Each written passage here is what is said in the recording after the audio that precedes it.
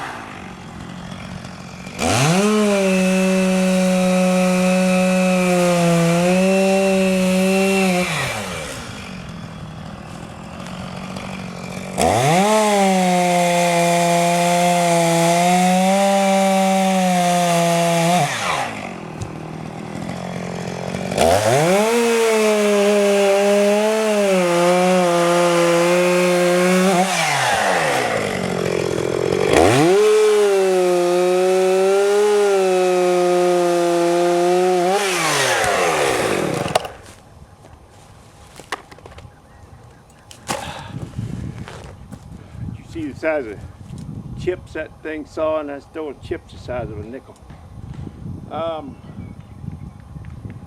Been a little busy. This job's about an hour and 15 minutes from home. I was here chainsawing by 7. Crew's out there working. Monday, I cut down 2,000 trees like this.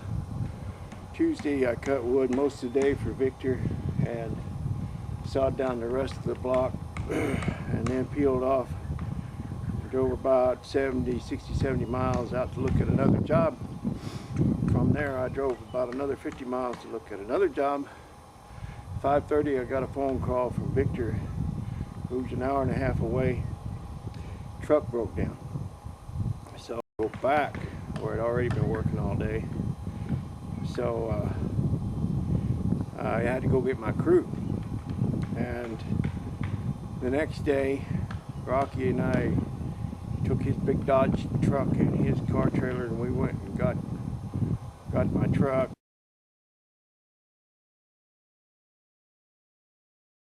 and towed it into the shop. And $928.24 later, Old Blue's back on the road. We only lost one day with it. I mean, we didn't lose a day's work, but Old Blue was only out one day.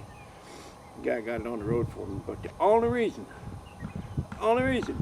there can possibly be for putting that fuel pump in the gas tank is so they can charge more to fix it. There can be no other reason, in my humble opinion. And I'm the one that has to pay for it.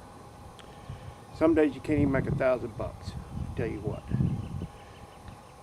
So as soon as I get this cut down, I gotta go back over to this big job we've been working on, that 12,000 tree deal, another 5,500 or whatever in the block. Got to go over and count those trees and inspect those trees. I was out there counting a 7,000 tree block, and I used a little hand tally counter, a little clicker, and going along and discovered my clicker, 30-year-old clicker, was no longer working. I got several of them, but I had a bad one. And so I had to walk it over and recount the whole thing, and then I started thinking how many other jobs I might have shorted myself on. So I put in an hour and a half drive, 9 hours into the field, and then after work drove back down to another job and walked another 1,000 trees, counted. I don't know what time I got home that night, but fortunately that was okay. But I got to go count another job today because it's what I do. I inspect every tree myself before we leave the job. Make sure, I mean, with Victor out there, I don't find much wrong, but the painter will always miss a little cap somewhere, one of those little tips of that graft, and it has to be painted or it'll die. So I don't want the grower to walk out there and find one that wasn't painted, so I inspect every tree personally before I put the stamp of approval on that job. I don't send the guy a bill until I know it's all right. So anyway, it's another one of those little things that'll keep you in business for 40 years or whatever it is, 35 years. Anyway, this is how we do it.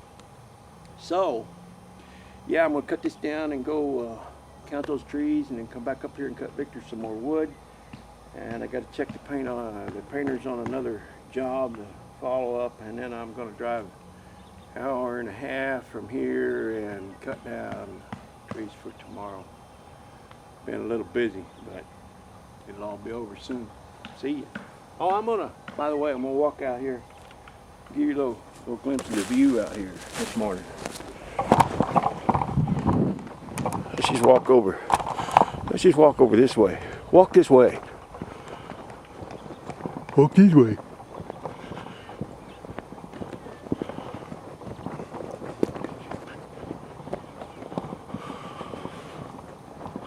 Boy, I tell you, ain't that something? Went and seen a concert down in the Columbia Gorge one time, and old Ricky Skaggs was there, and he overlooking the river, the Columbia River, and the mountains in the background, and he said, "Boy, don't you know God was having a good time making that?" So there's Lake Chelan. Thought I'd let you have a little look. Be glad when that sun hits up here. It's a little chilly this morning, but it's all good. See ya.